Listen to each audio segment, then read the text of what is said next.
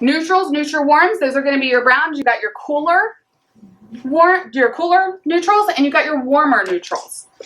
Okay? Here's where your ashes live. Everybody always wants to know where the ash is.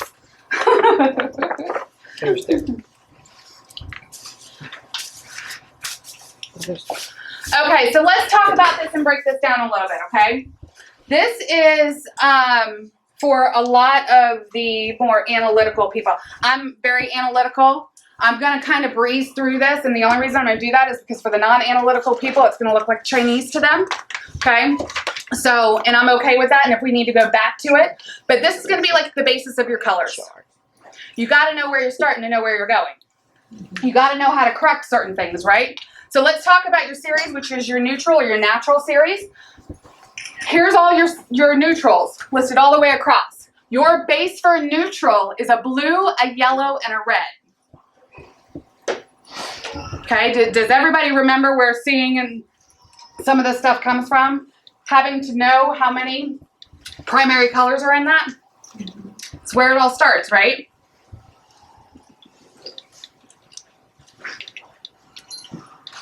So I just want you to see your example of your neutral warm. What makes that a neutral warm is the extra yellow. Makes sense.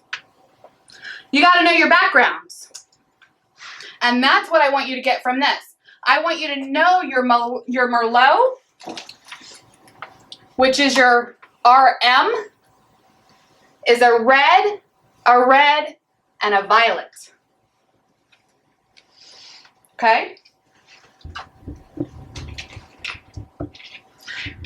So your ultralight blondes. Some people are like, oh, I use the, ultralight blondes, the ULN and the ULA, and they come up warm. You have to know where you're starting and where you're going. Very important. And some of this can probably solve some of those things. So if you have certain clients that you're thinking about in that situation, this might help that. Your graphite, which is your intensifier, your blue-green intensifier. Let me go back for a second.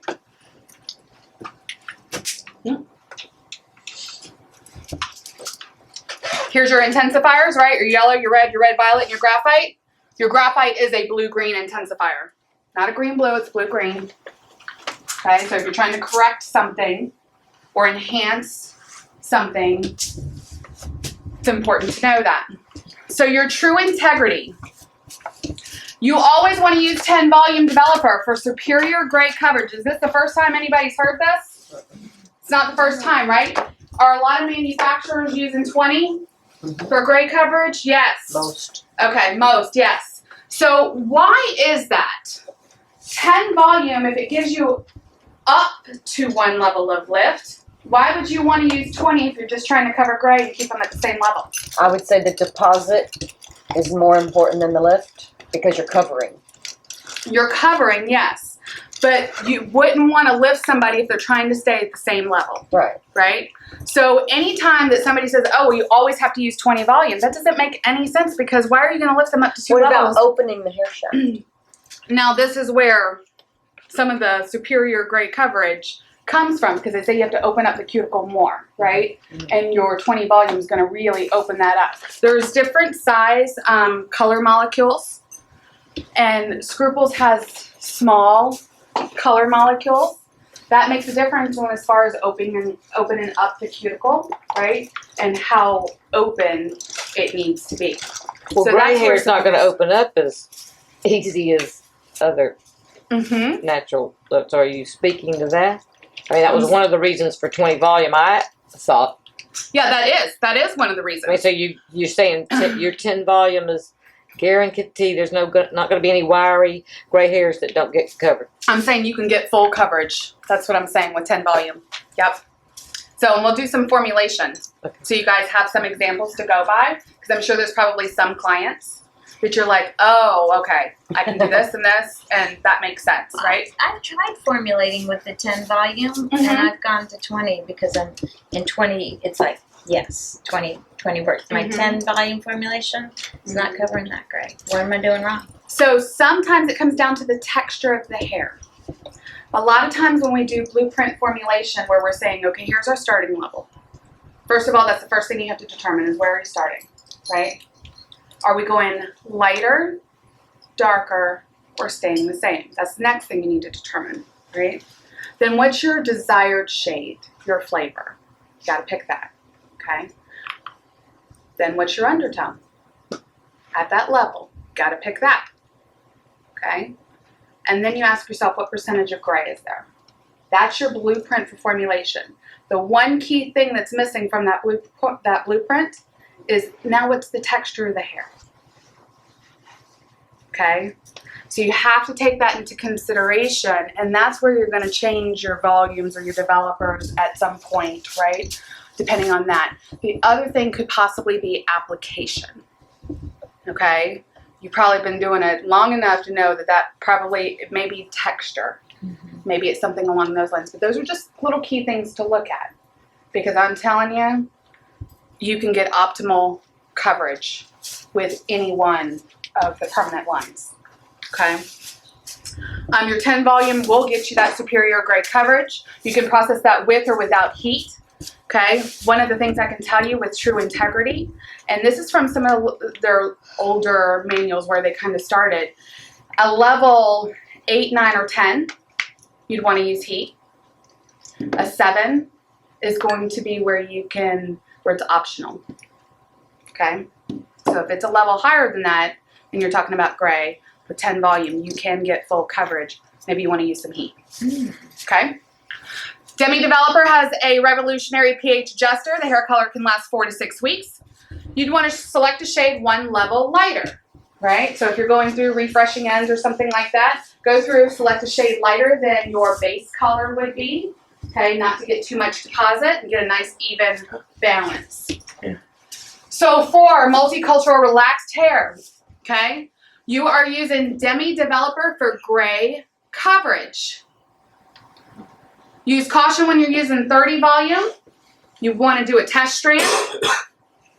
It is not recommended to do 40 volume.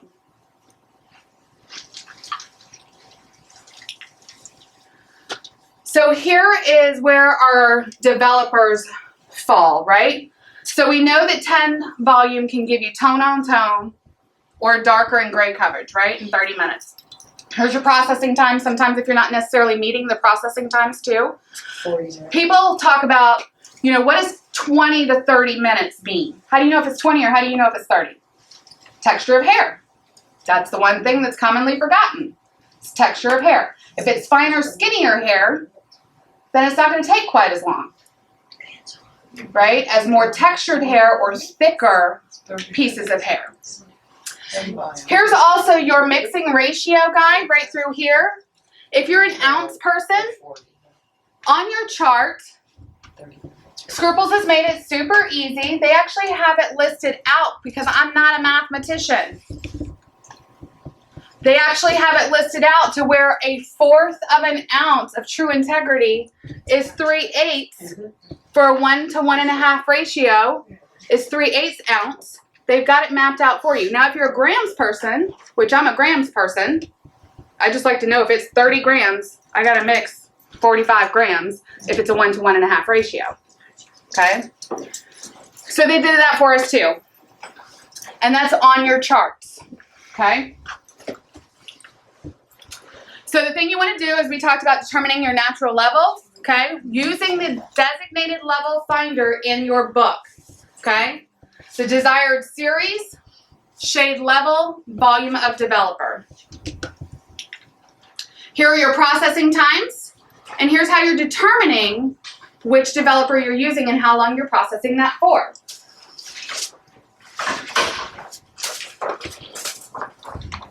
Right here. Tells you exactly how to do it. Here's your mixing ratios right here. And as far as your measurements go, again, we put this underneath a piece of glass at our color bar. So every time we look down to measure something, you can't miss it. It's right there. It takes all the thinking out of it. If you decide to use heat, you cut out 10 minutes of your processing time.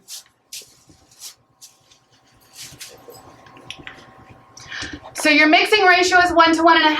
You apply the color mixture, processing time, refer to the developer chart, right? Depends on who's sitting in your chair.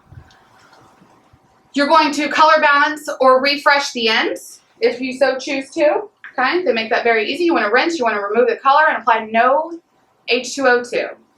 Does anybody know what no H2O2 is? Okay, that will actually stop the processing from happening. A lot of people will use it on perms, right? But it will stop that processing from happening and really lock in that color or service that you're doing.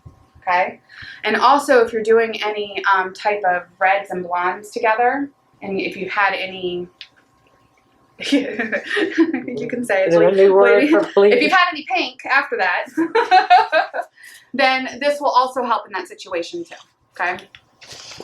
So your no H2O2, small amount of peroxide residue, it always remains in the hair following the chemical services. It eliminates that, gets rid of that. 3 to 5 minutes with the shampoo bowl is not a very long time to ensure your service. And it'll actually kill that perm smell if y'all ever, you know, I use it all the time. It doesn't linger, right? Oh, gosh. Okay, so kind of funny that has anybody seen the conceal for gray coverage? Okay, do you have that in your salon? Yeah, I'm using it. Okay. That's what you add to it. Mm-hmm. So it was actually my boss, which I don't think we have the conceal here. It's actually my boss in the salon that said, "Hey, Scruples, why don't you come up with something that you can actually put in all those shades to account for gray?" Right? So they said, "Oh, never really thought about that. Instead of using like the NW, right, or the G's to ensure your gray coverage." Now what they've done was they created conceal, which is gray coverage additives, and you have 2 of them. Depending on what level you're working on is how you choose your 1 to 2 options. It's only 2 extra tubes to carry instead of having double N series and things like that. This is a way kind of around that, or it gives you another option. And especially if inventory is an issue, you know, this keeps it a low inventory. So conceal at levels 3 to 6 contains pigments missing from the gray hair at darker levels. Okay. Your levels 7 to 10 contains pigments missing from gray hair at those lighter levels. So if you are using a level 7N and you need conceal, you're going to grab 7 to 10 conceal. Okay. Let me ask you a question about that. Because when I do use that, it dulls the color. Mm-hmm. Why is that? I've got a formulation for you. Okay. Got a formulation for you. Some people also make the mistake of mixing it. It needs to be within your color formulation, not on top of your color formulation. So sometimes that might be the case too. So you want to mix 3/4 ounce of the desired shade with 1/4 ounce of the conceal gray coverage. Oh, wow. With 1.5 ounce of your cream developer. Adding conceal is optional when using the neutral or neutral warm series at 1 to 7. So if you're using any one of those levels of your NWs or your Ns, you have the option to put conceal, or you don't have to put conceal. Do you think that the conceal makes the color a little bit darker? Because when I've used it, I think people overuse conceal. maybe that's it, because I think people overuse conceal. Okay? you and need I've got a less couple of of- it.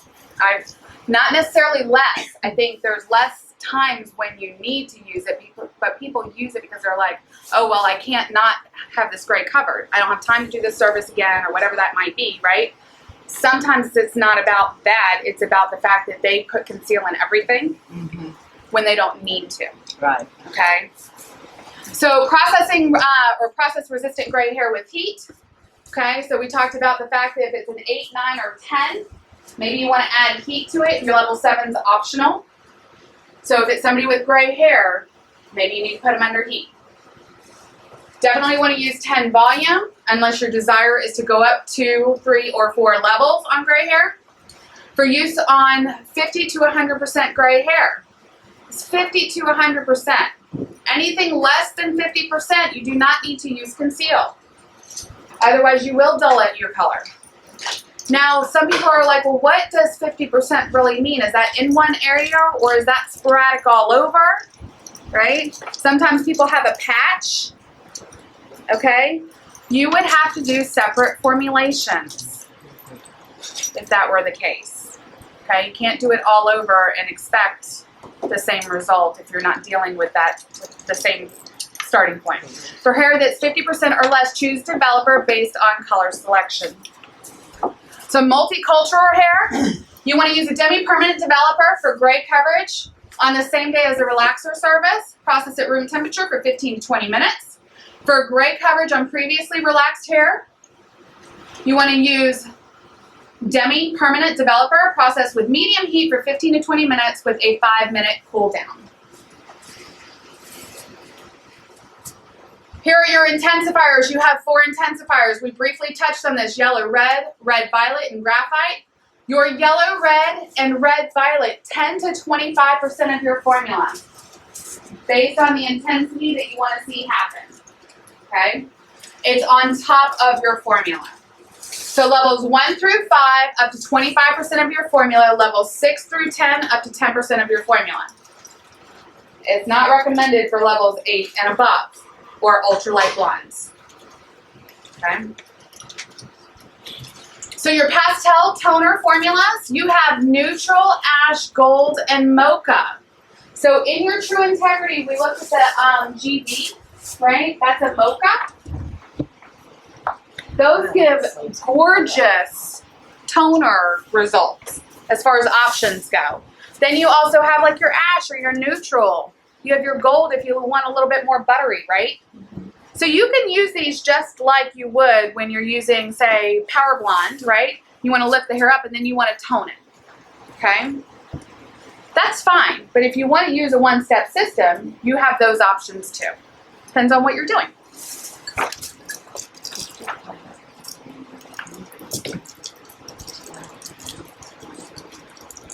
Your mixing ratio for your pastel toners is going to be 1 to 4 mixing ratio, which essentially what you're doing is shearing that out. Okay? Half ounce of color to 2 ounces of pure demi cream developer. That's going to give you your 1 to 4 ratio.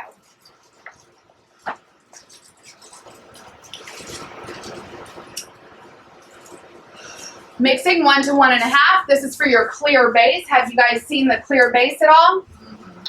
You have this as an option. Maybe you want to refresh ends and just give them a little bit of shine. You can do that.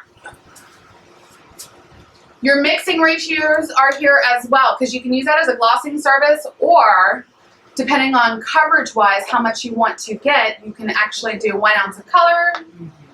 You're doing 100% coverage. You want to use the maximum dye load, and you can break it down to just using it as a gloss. Okay? Does that gloss really work?